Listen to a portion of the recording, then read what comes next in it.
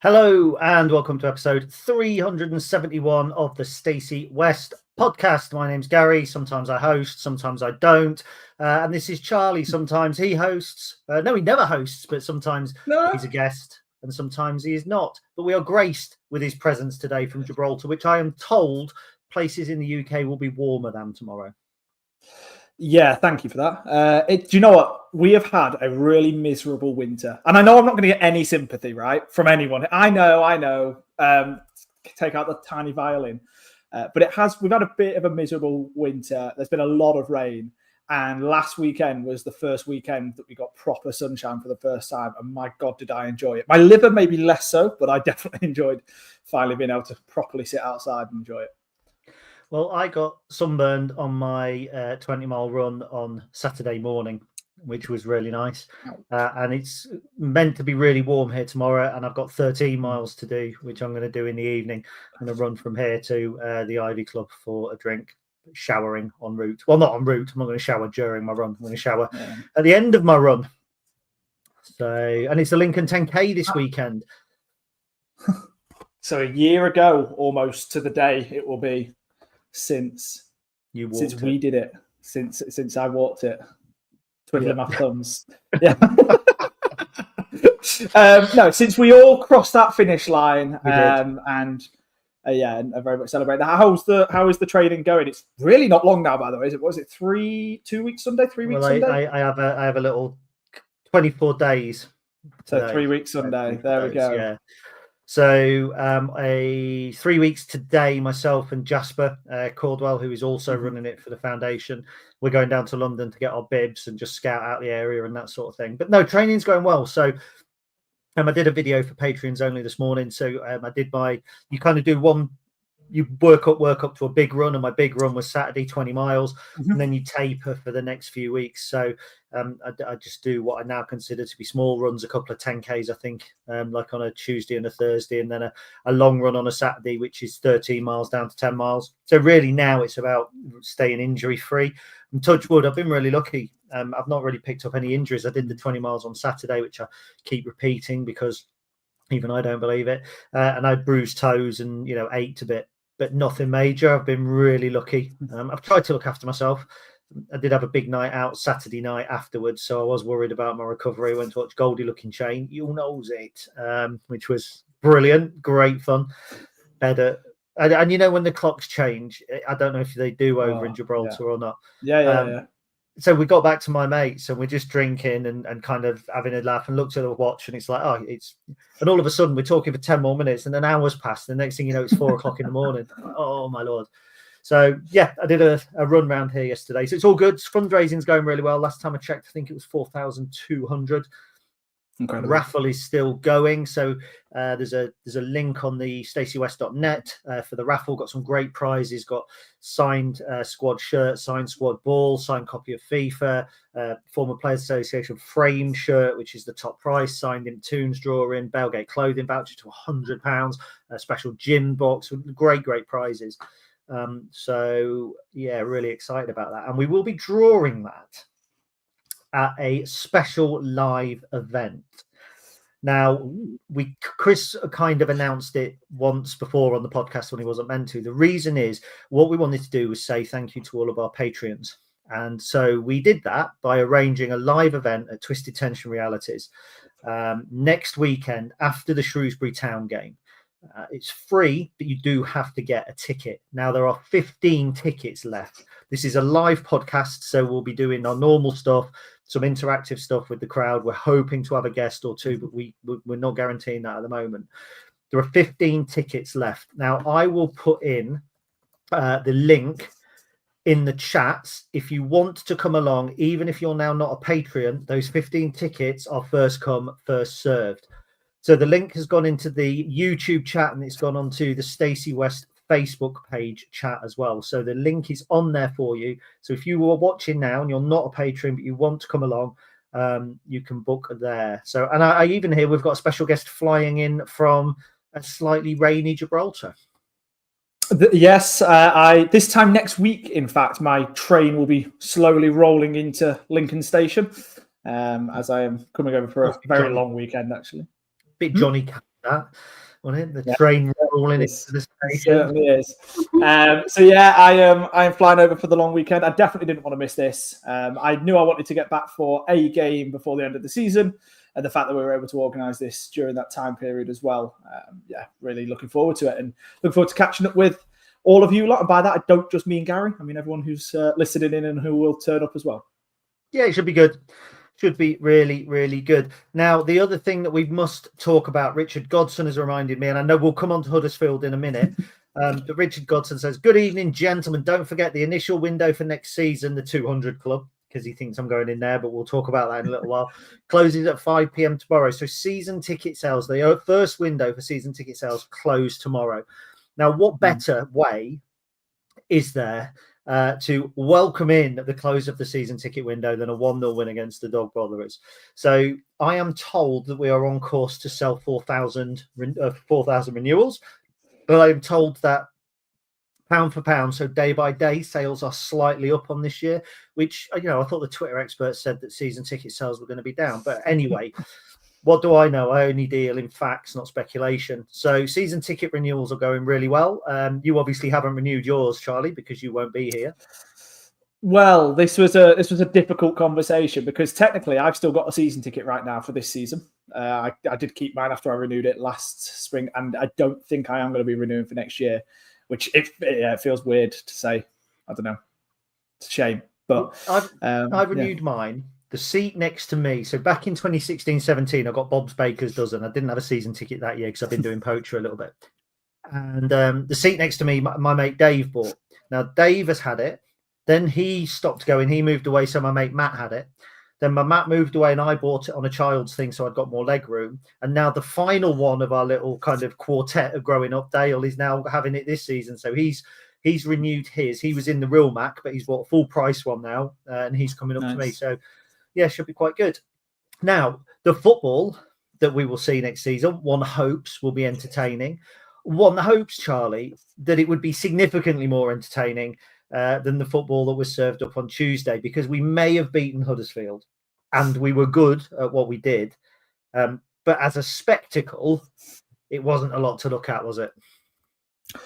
No, but I don't care. Look, this is the thing. The football at certain points in games in League One, you're always going to have games that are like that. And I think, for the record, Huddersfield also played into that a little bit as well, in the way that they played. And also, like you say, the way that we were able to handle the way that they were playing. But, like you say, it didn't matter because we got the victory.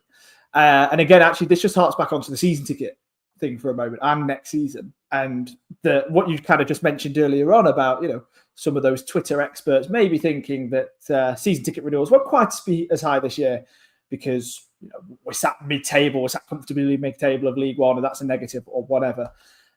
It's the nights and the afternoons that we've had this season that are those memorable moments. And to be fair, some of them have been obviously a lot better than what Tuesday night was, in some of the 5-1 hammering of Peterborough, for example, the victory away at Mansfield. And those are the moments that will be remembered when people are thinking about renewing their season ticket. And although Tuesday night may not have been the most entertaining game of football, this time next year, people are going to be remembering the fact that we beat Huddersfield 1-0 on a Tuesday night at home. 100% agreed, because where I was going with it wasn't a great game of football, but everyone's raving about it. I'm looking at the Stacey West ratings at the minute. Adam Jackson 8.1, Sean Rowan 8.2, which, by the way, is about 1.8 less than it should be. Tom Hamer 8.6, Ethan Hamilton 8.2, even Tom Bayliss 7.3, Rika Hackett 7.2. Like, people appreciate that good, honest, hard work and endeavour, and we're going to go into detail on the game. But they also appreciate results. Like, I remember us beating Huddersfield 3-1 back in 2003-04, I think. Don't remember how we played. We won the game. We talk about when we won at Barnsley and when we won at Ipswich. I mean, we had to fight for those games, but you remember the win. And quite often, that's one thing I think about football that always amuses me, is that immediately after a game, you talk about how you've played, how you've done in this, how you've done in that. But actually, long term, it is only the results that are remembered. And that kind of actually backs up other people's opinion rather than ours, in that football is just a results business. We can say all we want. But we played really well when we drew with Bristol Rovers at their place. We played really well when we played such and such at their place. But at the end of the day, if you don't win, what does it matter? No, it's true. But I think kind of on the flip side of that, in the short term, like you mentioned there, straight after you are talking about the performances of individual players and of the team as a whole. And we do that even when we've not won a game. We talk about the performances, but we talk about them in a way that we think that there are indicators there, which means the results will be coming, or the results will come in the bigger picture. And it literally does then flip on its head when you then start to look at it from that longer term perspective, looking back, when it is purely about the results. But those results come off the back of positive performances, even in games where we don't necessarily get the results and won't be remembered. But they're all important for one reason or another. Yeah, so let's talk about the game specifically rather than generally. And let's start with what I think is a really important point to start on. And I make no apologies for this. Huddersfield are shit, and they are really, really in the mire. And when you think about the fact that they are still in playoff contention, I don't think the sacking of Michael Duff looks like such a good idea anymore. And I know that they bounced back with a good win. They are a squad laden with good players. And, we know Joe Taylor and we know Lass, but they've got so many other good players throughout that squad. They didn't play with any confidence.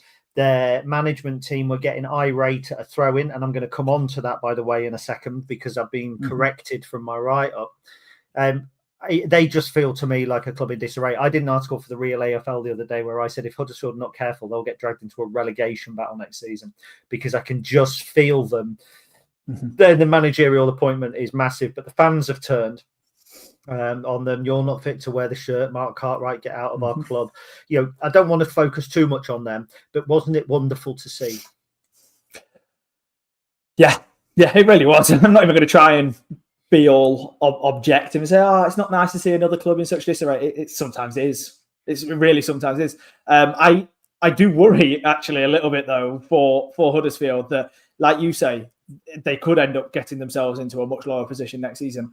They treated this year as a bit of a do or die, and they spent the money to treat it as a do or die as well. And it looks as though it could be a die. I really do worry about their long-term future now, and in terms of the direction that they're heading. And it's never nice to see any club acting that way, but on the pitch, and sometimes actually a little bit off it as well. It is nice when it is a team such as Huddersfield, so close to us with a lot of history. Yeah, I just want to stress, I don't even particularly dislike Huddersfield. It's just the history. It's that golden goal. It's the taking Danny and Toff and Taylor Fletcher. And it's the playoff season from all those years ago. I don't want to see them get relegated. If I'm entirely honest, I don't, because I think it's a big game and it's a good game for us to have. And the fact that next season, we assume that we'll play them in back-to-back seasons for the first time since the early 80s is a barometer of where we are as much as where they are. Now, on to the first thing that really got to me was a throw-in. So Sean Rowan, I've noticed his throw-ins. His foot comes a little over the white line. Okay? And I thought, hands up, I thought that was a foul throw. And their management team thought it was a foul throw. They were incandescent with rage. They were charging up to the fourth official going, his foot's on the pitch, really, really angry. Now, I made a point of it because I've actually noticed a few weeks before. Tom Hamer takes a long throw, it's not. Lass takes a long throw, it's not. But Sean Rowan is. Now, it's actually been pointed out to me by on Blue Sky. So if you're not on Blue Sky, by the way, it's like Twitter, but without all of the vile right-wing hate. So it's pointed out on Blue Sky from a senior member of the football club at board level that actually you can have your foot over the white line ever so. Now, what did he say? I'm not going to say ever so slightly. So the exact ruling is a player's foot or feet can be on the field as long as there is a portion of their feet or foot touching the white line. So Sean is actually doing it correctly. And I love that. I love being corrected. I'm one of those people that will always be perfectly happy with being corrected. And they were basically screaming, he's on the pitch, he's on the pitch. Not 5 minutes later, Rico scores. And like some sort of utter knobhead, because I'm sitting really close to the dugout, I literally shout, was that on the pitch, to their manager as I'm celebrating. Well, obviously it was, because the ball went in. So what did you make of the goal, Charlie? So I'm just kind of going back to the fact, I just want to pick up, first of all, before we get to the goal, on what you were just talking about there and being corrected with that tiny little rule, a knowledge of that tiny little rule. Those are just those tiny little margins that probably are actually in Sean Rowan's head as well. And he's fully aware of it to go ahead and do it.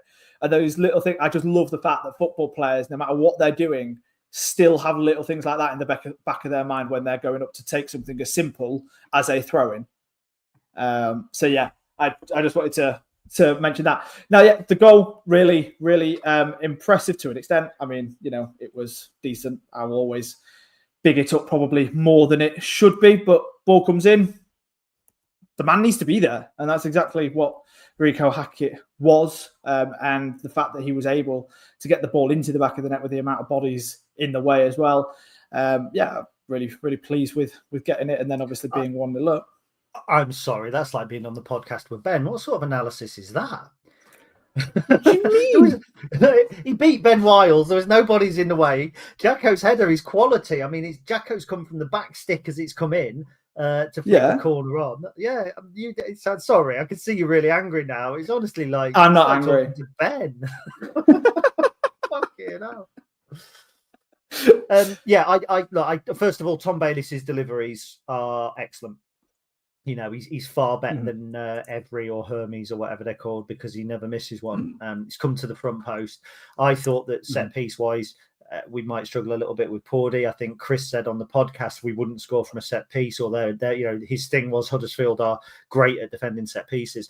But Jacko's run is superb, and the goal for me is all about Adam Jackson. It's all about him, because he's come. If you watch it back, he's come from back to front to get the flick on.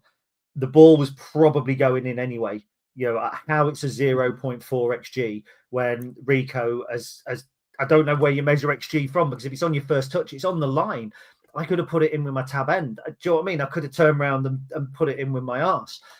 Rico's run is good to get round Ben Wiles. It was it was a good goal, and it was a rare moment of clarity and teamwork in the attacking box, which neither side really showed, I don't think, through the game, not through any fault of our own, certainly.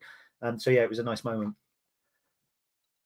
Yeah, no, absolutely. And I think at that point as well, going 1-0 up at that stage in the game, because they had a couple of early chances, albeit not too many that were absolute clear cut, to then be able to go 1-0 up at home in that position, not too far from half time. I think it's a good. It was always going to be a good opportunity to then turn that into the 3 points, which we were then able to do in the second half. But realistically, we went into half time with the lead in the away game, and that was a 2-goal lead. And look how that one went. So there was always going to be that level of nerve still sat there. Yeah. Do you know what? I just think kind of after that, it was stalemate. There wasn't an awful lot to talk about. First half or second half. They were turning toxic. It became more like less like a football game and more like almost like a battle of personalities as well, that you could tell their players were feeling the pressure because of the way that their fans were reacting. Our players were probably playing with a little bit more freedom. I mean, there was some great performances, by the way. I ran through those. I think there's 3 players on more than 8, Jacko, Tom Hamer, Sean Rowan and Ethan Hamilton. Now, we had to pick man of the match. I'll come to that in a minute. But I just thought defensively we looked good. And the thing is, lots of the armchair experts, which we are, said we should have changed formation ages ago. I didn't see that. I didn't see us a change into a change in our formation or shuffling things up. But we looked so good at the minute. We looked so comfortable. Not an attacking threat on Tuesday, but once we've got the goal, you don't need to be, do you?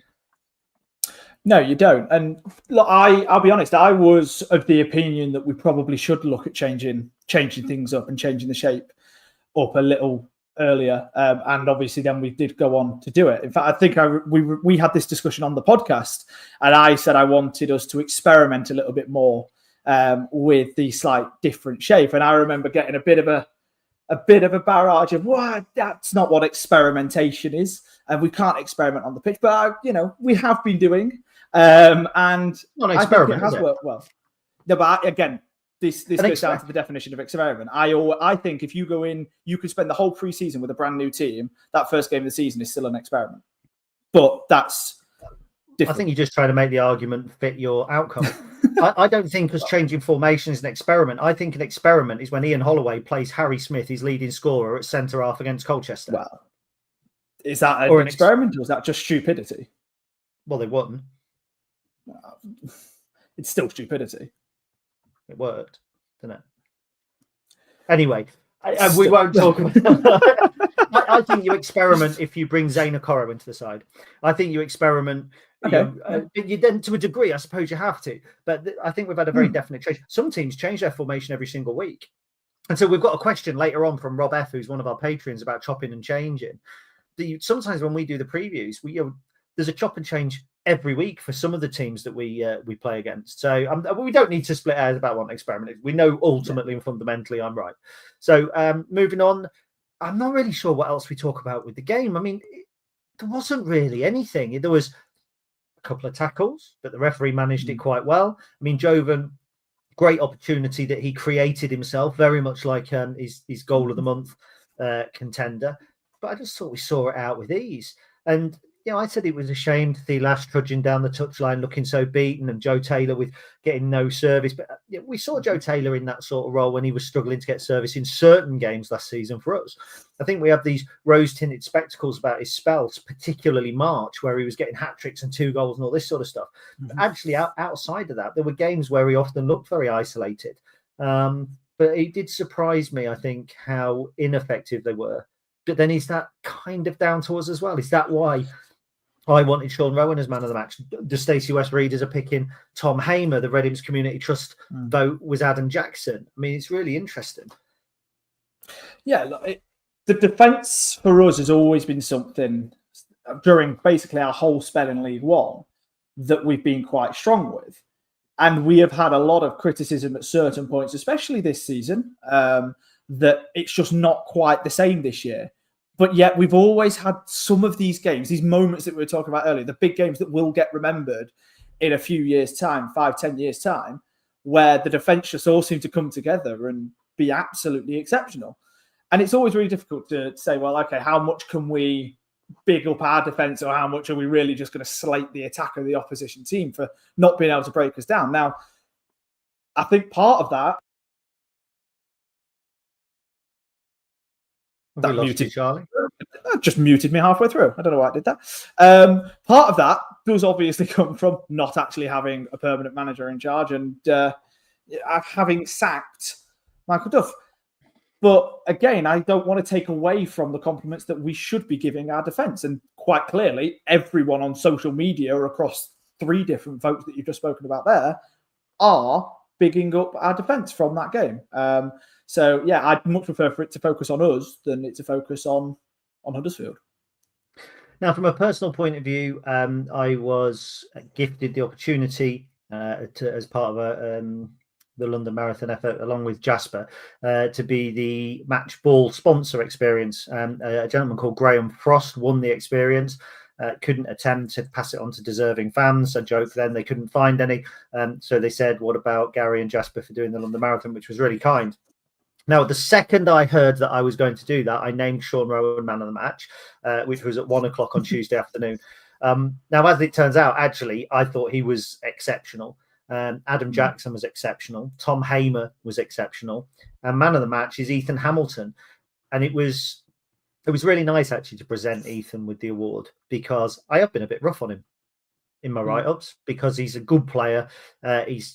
He's one that struggled this season. He started the season injured. He finished last season injured. He's been in and out of the side. We know what he's capable of.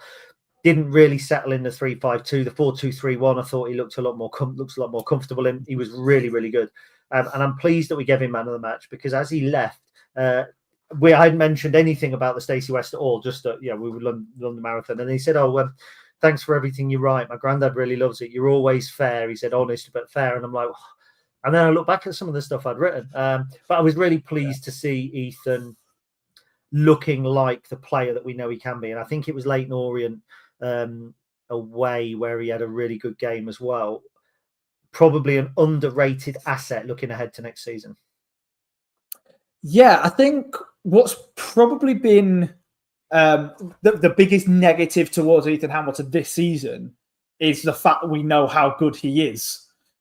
So any kind of 6 out of 10s are a negative towards him, whereas another player who's put into that position, they won't necessarily be seen as much of a negative. And again, that's actually just a testament to him as a player. And the fact then he can still pull these 8, 9, 10 out of 10 matches out is again just a real positive thing to have in a midfielder, especially going into, like you said, going into next season, and when there might be slightly different ambitions. Of course, we all hope that we're always going to be fighting in and around the playoffs. Whether that's actually the case or not, whether the budget allows that or not, is always going to be a different story. But that's where we always want to be as fans, don't we? So I think having something like that in and around the squad at the bare minimum, and realistically in the starting 11, quite often when you think about, I think, what our strongest 11 could be and probably is.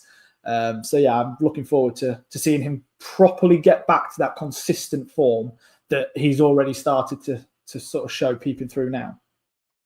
Well, let's touch on that. Let's move away from the Huddersfield game now. It was great to win, but there aren't a lot of talking points. So Rob F's question, and this will lead us into our commercial break. With all the chopping and changing, what do we actually think is Michael Skubala's starting 11, and do the numbers in terms of minutes reflect that? Now, I don't have the details in terms of minutes, and I think that's also very hard.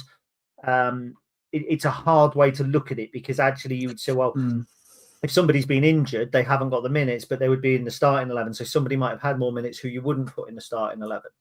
But I'm going to put you on the spot. We'll just go through each position in a 4-2-3-1 and put together what we think our yours and I's best starting 11 is. And it may well differ.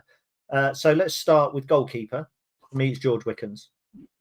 Yeah, I agree. I think it's actually a lot closer fought than I think any kind of goalkeeping argument we've had in the past few years about first and second keepers is. But yeah, I would agree. Not for me. I think it's closer. I think Zach Geacock is a better stand-in than Jordan Wright. So to that, yes, perhaps so. But I don't think that it's, I don't think there's any question about who the number one is. I don't think it's a hair's split. I think Zach has a good future, but I think George Wickens is undoubtedly clear number one. So in a back four, right back, Tendai. Dorico. Yeah. Left back. Rowan. Obviously. Yeah. Just enough said, isn't it? So 2 centre halves, Charlie.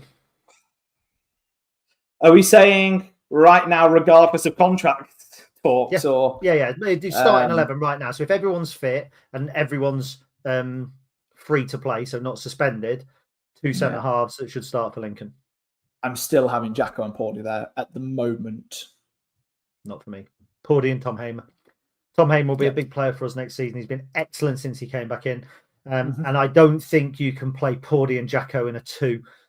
Very similar players, not a lot of pace there, whereas Tom's got that little bit more. And also, he used his long through sparingly, and I don't want him to become labelled as that, but it's also a really good weapon if we need to. So for me, Tom Hamer. So that's the first issue, the first difference. So we play two holding midfielders. Ethan Arahan is obviously one. But who for you plays next to Ethan? Again, that's a really difficult one because it depends on what you want those two players to necessarily be. I think it could very much be Ethan Hamilton if he is able to keep at that same level consistently. I agree, but there is not a lot between him and Conor McGrandles in that role. No. But I think you can play one or the other, not both. Yeah. So, and I think it's quite hard because actually Connor's had a rough time again recently, particularly from the likes of us and from a lot of other supporters, whereas his underlying numbers are good. It's just where he gives the ball away, it's more noticeable than where some other players give the ball away. So it's quite harsh, but I just like Ethan. I like Ethan Hamilton as a player, and that's not just because his granddad reads to Stacey West at all. So let's go across the 3 left, out wide on the left. Oh, this is awful. Do you know what? Purely because I want to have him in somewhere, Dom Jeffries. I'm going Dom. I think Dom's been excellent. I think he's played everywhere but where he played for Gillingham last season. And I think he's been really good. Yeah. And I think long term it would actually be Rico. because I think there's somebody else that I would play in the middle. But he's not here at the minute. He's out on loan, so I can't pick him in that. Out wide on the right. Jovan. Yep, I agree. So this is pretty good. We've only got one difference. This is. So you're in the 10 role right now. You have the 10 role. You see, again, right now it could be Rico. I still feel bad by not having Ben House in this team because I think he does more than I think the stats will. I think he does more than the stats will always show. But for now, I am going to put Rico there purely because, again, I've got Dom Jeffries on the left wing. Yeah, it was Rico for me all day long.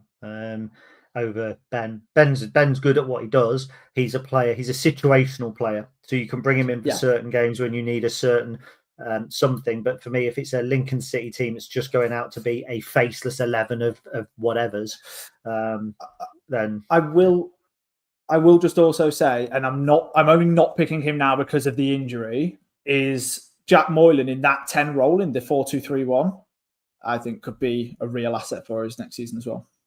Okay, interesting. So you think maybe Jack Moylan and JJ McKeon and Marika on the left and Jovan on the right? Very potentially, yeah.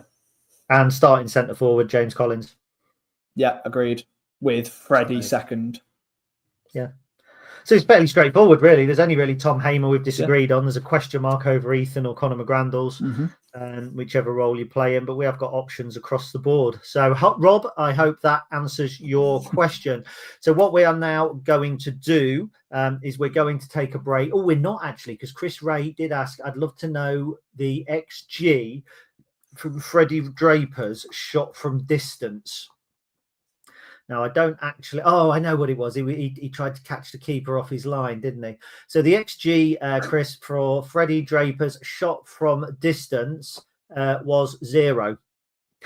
That's what it said. Genuinely, shots on target 1-0, XG 0. So it was never going in, basically. If it goes in, it redefines the whole concept of XG. But by the way, Richard Godson thought that Freddie looked very hungry when he came on as a sub on Tuesday. So that is good news. Right, if you are listening at home, we're going to go to a commercial break. If you are watching live, something different is going to happen, which is going to take Charlie by surprise as well. But either way, we will be back shortly. 32-40. Right, the different thing that's going to happen, Charlie, is you're going to go through the comments, showing everyone while she runs to the toilet, while I nip to the loo. It's all right, as everyone who watches this regularly knows. I did the exact same thing to Ben only a couple of weeks ago. So we have got plenty of people on board this. The comments just seem to pop up differently. I don't know if it pops up differently on your guys' screen as well now. But we have got Andy Brown who is in. We've got Akira who is in. We've got Gaz Nicholson. Evening all. How are we doing? Richard Godson says, good evening, gentlemen. And of course, that message was popped up earlier as we spoke about the season ticket renewal window ending tomorrow. Definitely make sure to get that. Get your season tickets renewed. Steve Barton, evening. James Christopher, good evening. John Bates, evening. We have Keith Clifton, who is in. Evening, lads. I know it wasn't the best of games, but I really enjoyed it. Love the way both teams put some tackles in and the ref let the game flow without brandishing the yellow card. Look, I'm going to be honest with that. That's something we didn't mention, and I definitely wanted to, actually. I'm always a big fan of that. I absolutely love it when a referee is able to do that. We've had some referees, and they're always the ones that I want to make stick in the mind, because you always think, if you remember a referee's name, then it's obviously a bad thing. But there are some referees who I think have been... We'll just talk about referees, guys, because I was just saying there was a comment earlier on from Keith Clifton talking about the fact that the referee was able to let the game flow without brandishing the yellow card. He was shitting at very... Albion. Well, same maybe ref. So. But again, I think that I want to make sure, and I'll say this, I want to make sure that I remember names of refs that act in a positive way just as much as the ones that you remember for the wrong reasons. For example, I think that one of the best referees that I can remember us having in recent years for one particular game was Daniel Middleton when we beat Charlton at home through against Michael Appleton. last season, and he just let the game flow so much. And if you remember the Charlton one, I can't remember which one it was, but he rolled back onto the pitch after he'd been injured to try and stop the game from being played, and the referee wasn't having any of it. So, yeah. Don't remember that. Have you been through everybody then? Have we had all the comments? We've not gone through absolutely everybody. We have got to Keith Clifton. So we have also got Harry Jackson, who is in this evening. Good evening. What was the question? Golden goal still used? Don't think so. No. Might be used in some Errol ready in 10 days. I know that was mentioned in the press conference today. Yeah, we need to pick up on that when we're actually recording. Yes, absolutely. And then we have Kate Jackson in there as well. Good evening. Oh, waiting for a concert to start. Enjoy. Right. I'd be interested to see who Kate is watching. We will come back in 1. Hello and welcome back to this episode of the Stacey West Podcast. That was a welcome break, believe me, and those of you that are watching online on YouTube will understand why. I've done another podcast this afternoon, and it's been a really heavy drinking, like juice and things. So yeah, that was a problem for me. Andy Simmons says it'd be great if you could give tomorrow's Firefighters sponsored walk a shout out, please. I don't know about it, Andy, but if you can put some more details in, we'll give it a proper shout out by the end of the show. Right, this weekend we are playing against Charlton Athletic. Now this, I think, is going to be a very, very tough encounter. So just to run through, we're playing Charlton, who are in 4th. They're on 72 points.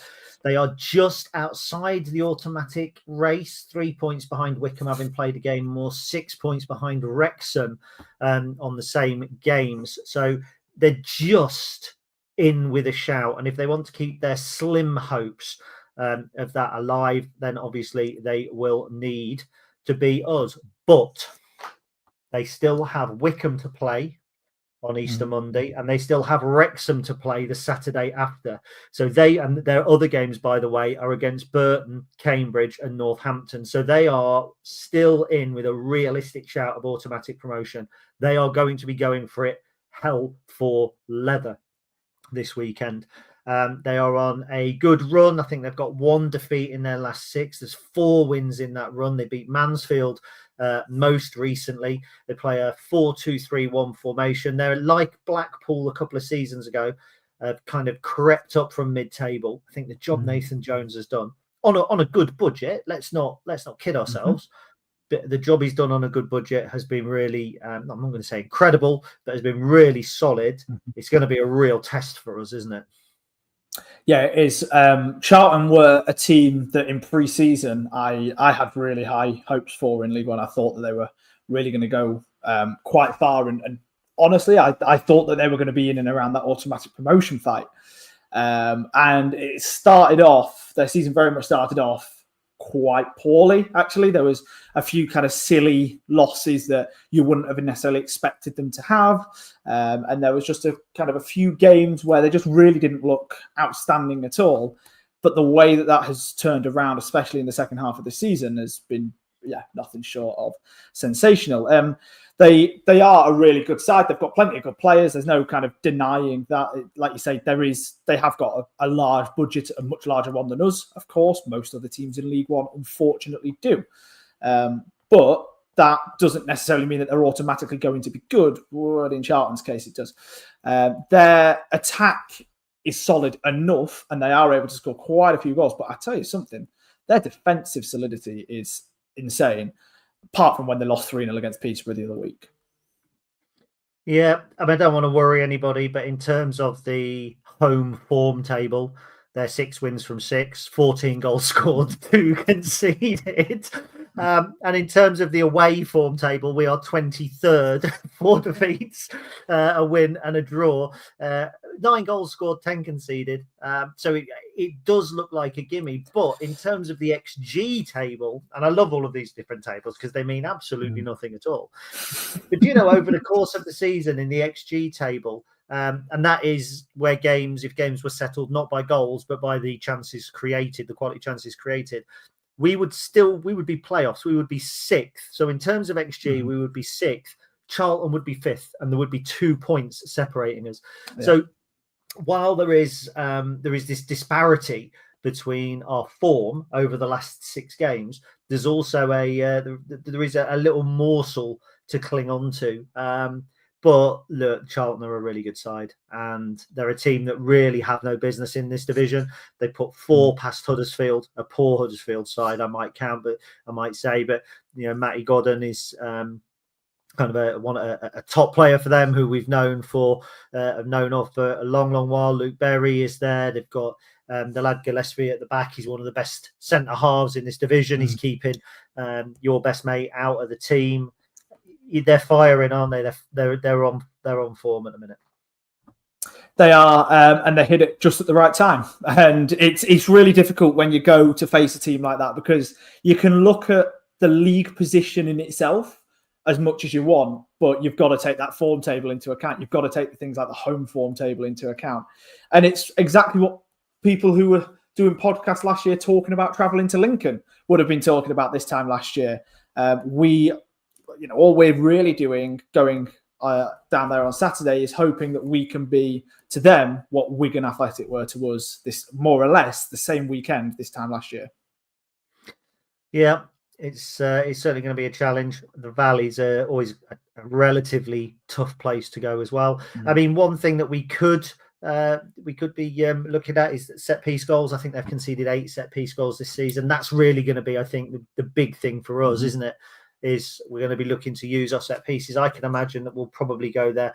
Very, very similar outlook to how we've been to a couple of our other recent away games, Birmingham and Wickham. People may say that we're a little bit negative. I don't think we're going to go out and try and get at them. I think that we'll probably match them up in a 4-2-3-1. Very similar starting 11 to Tuesday night, potentially. We shall see. But I think that it's going to be a really, really tough ask for us to take anything at all from Charlton Athletic this weekend. You've done their preview podcast, have you? We're doing it this evening. We're doing it after this. Okay, so we haven't got a clip of anything that the Charlton fans are saying, but they do look good, don't they? They look good for the playoffs or beyond, certainly more so than some of the teams around them. Yeah, they do. I think they're almost, and you can never really say it, but I think they're almost going to be a dead cert to finish within the top 5, let alone even 6th now. And honestly, you were saying it earlier on about some of the games they've got coming up. I really think they are going to be the only team now, and there's no slight on Wickham because obviously they have got the game in hand. But I think they're going to be the only team that can properly take it to Wrexham for second place. I'm not sure if Wickham are quite going to have enough steam going into the end of the season, whereas I definitely think Charlton are, again, because they've just hit that form at the perfect spot. They're also top of aerial duels won in the division, by the way, which is just... So we're talking about let's score set pieces, and yet they're top of aerial duels and... Well, everything you look at, like we says we've scored, I think, 26 set piece goals, but Charlton have scored 17, so they're top 7 in terms of the set pieces as well. It just 21st, so we've conceded the 4th fewest goals from set pieces. Charlton have conceded the 3rd fewest goals from set pieces. It's literally every stat you look at, their league position backs up where they are.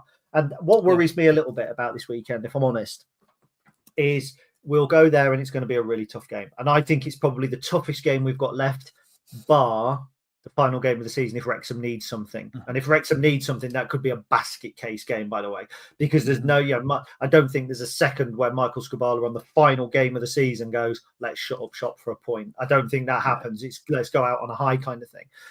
So I think this is the toughest that we've got left. Put Bolton to one side, Shrewsbury to one side, everyone else, this is the toughest. And the Birmingham game and the Wickham game drew criticism because we went there not with a negative attitude, but we went there with a not wanting to get beat attitude. And I think this is one of the last games that we go into with a not wanting to get beat attitude. Because if you think about it, at home, we're not going to have that. So when we play against, I think we've got Shrewsbury, Bolton, I don't think that we go in with that attitude. Stockport, potentially, but it depends what they've still got to play for when we meet them. So, yeah, and Kate says, actually, she quite likes Charlton, used to work nearby in Greenwich. They're pretty much the only set of fans who have spent a fair amount of time in the Prem and not acted Billy Big Bollocks. It does feel like it's their time. And I'm also a little bit pleased I shouldn't say it for another manager. I'm a little bit pleased for Nathan Jones because he's finally proven that he's not a one club man. Yeah, I do quite like Charlton. It's actually been one of my favourite away days over the past few years as well. It's always a great place to go, is the Valley. And I think when you first go there, and actually I 100% get what Kate was saying there as well, because you go there and it is a former Premier League club. It is a former Premier League ground, but it isn't shoved in your face, but in the sense, in fact, the total opposite, and it embraces that, but also embraces where they are now. Even though sometimes it can be a little bit emptier than you'd maybe like, but I think the minute they go back up to the Championship, that changes in an instant. Yeah, like an Ipswich and a Sunderland. So I think what we're basically saying is it's going to be really hard. And Lincoln fans, if we don't get anything from this game, let's not lose our shit, because in the grand context of our history, it's going to mean nothing. Not really, and for Charlton it does. And I think I said that a few weeks ago, that we are just the henchmen to everybody else's superhero between now and the end of the season. Wrexham want to go up, Stockport want to go up, Shrewsbury want to stay up, but they're not going to. Bolton want to go up. We're just that team that roll in, like you mentioned, like the Wigan for us last season. We're just that team that roll in and just try and play a certain role. But I do think it's going to be really, really tough. So anybody that is going down to that, please do enjoy your weekend away. I will not be going down to Charlton this weekend. Quite a bit on as we come into the pre-season, but I'll certainly be watching from, I don't know, Thailand, Armenia, wherever NordVPN will allow me to watch from. So that's Charlton. So we've got a few other bits to talk about. First of all, from a Lincoln point of view, we mentioned it in the break. Ethan Arahan, we're told, is probably 10 days away from a return, but will not feature against Charlton this weekend. So it's likely Shrewsbury at home next weekend will be Ethan Arahan's return. Now, I would imagine that the club, whilst not wanting to rush him back, might think that this is the summer. We're likely to have interest. I understand that there was interest, bids that didn't reach our valuation in January, but it'll be big to have him back. But what I'm going to say now might be controversial. I don't think since we've changed shape, we have missed him as much as we did in our old shape. And I'm not saying he's a bad player. He's our best player by a long way. I'm not devaluing him. But I think that we needed to find a way to play without Ethan Arahan, because we have to plan for the future. At some point, somebody is likely to buy him because he is a good footballer and he's incredibly purchasable, which is a word. And I think we've probably found a way to play where it isn't quite as glaringly obvious how much he's missed.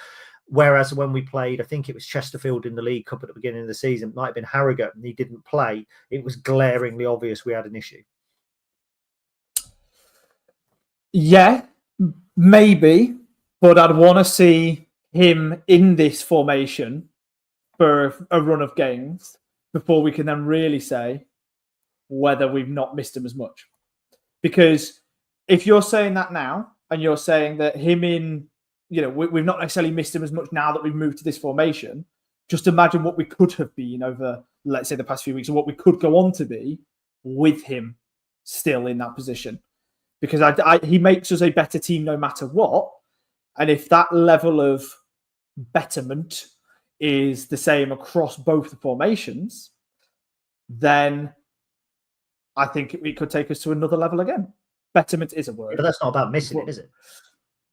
Okay, no. Let me put it another way. Let me put it another way to you.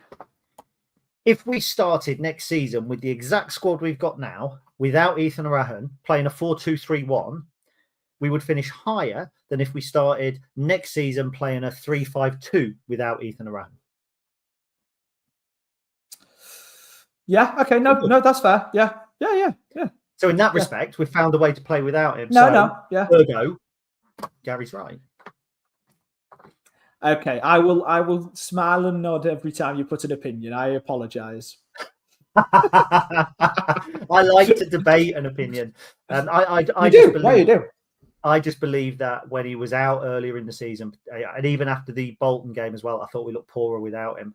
And it surprised me when I looked back earlier on when I was prepping another article, how long he had actually been out for. and how in that time we've actually had some decent results and we've had some control.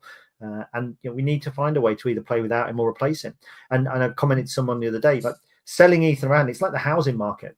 It's all well and good to say your house is worth 400,000 and it was worth 100,000, but as soon as you sell it, you're then buying in the market where your 100,000 house was worth 400,000. So it's the same with Ethan Raham. You have to be really smart in who you buy and reinvest that money, and that's the challenge. And it's all transfers are hit and miss. All transfers are. And some that are deemed a success go on not to be a success, and vice versa. So it's really hard. We know we've got an asset now, but again, him coming back, I think the club will like to see him back and putting a couple of games in before the end of the season, because any potential suitors will then see that he is fit and firing. Mm-hmm. Agreed? Yeah. No. Look, 100%. Yeah, an audio podcast, so No, I know, and with that, right.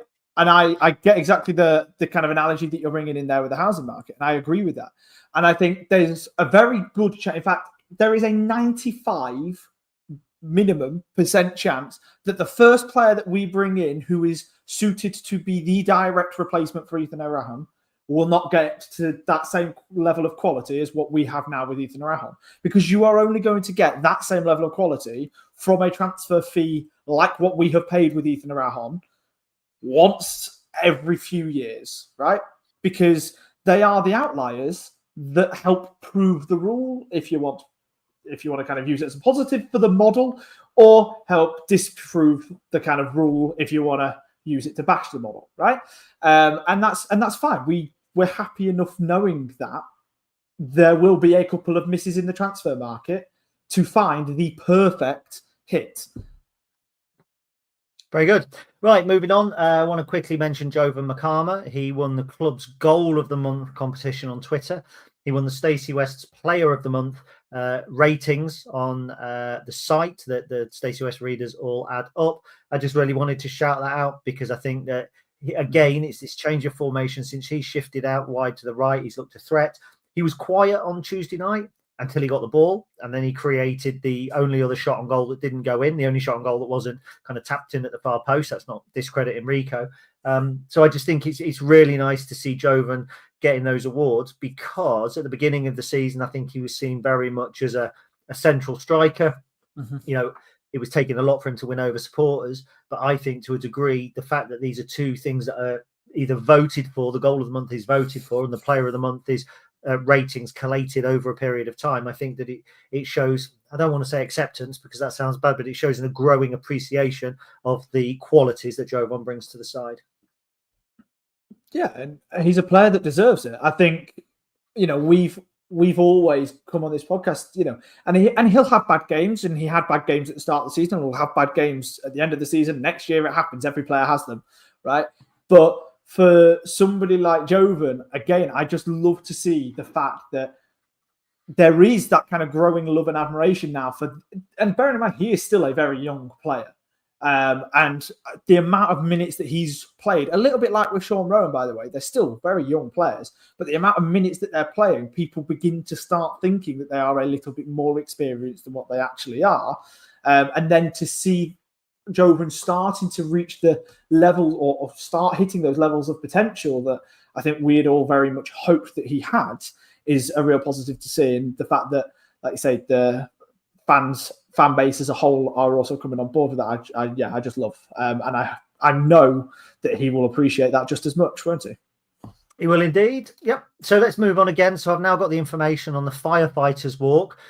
So thank you for that to who sent me it on WhatsApp. So firefighters from Lincoln and Bradford are doing a sponsored walk from the LNER Stadium to Valley Parade. They're leaving the LNER Stadium, Sincilbank, at 9:00 tomorrow. And they aim to raise £56,000 for the Bradford Burns unit, honouring the 56 lives lost. So it's a phenomenal achievement if they are to get anywhere near that at all. So it's well worth backing. Keep an eye out on the club's official channels tomorrow. It'll be promoted on the club's Twitter and that sort of thing. Certainly something that you should be getting on. So yeah, best of luck to them for that. Well, I think that's about it, Charlie. We're wrapping up a little bit short this week. I'm just looking down my list. Don't seem to have an awful lot more to talk about. The live show.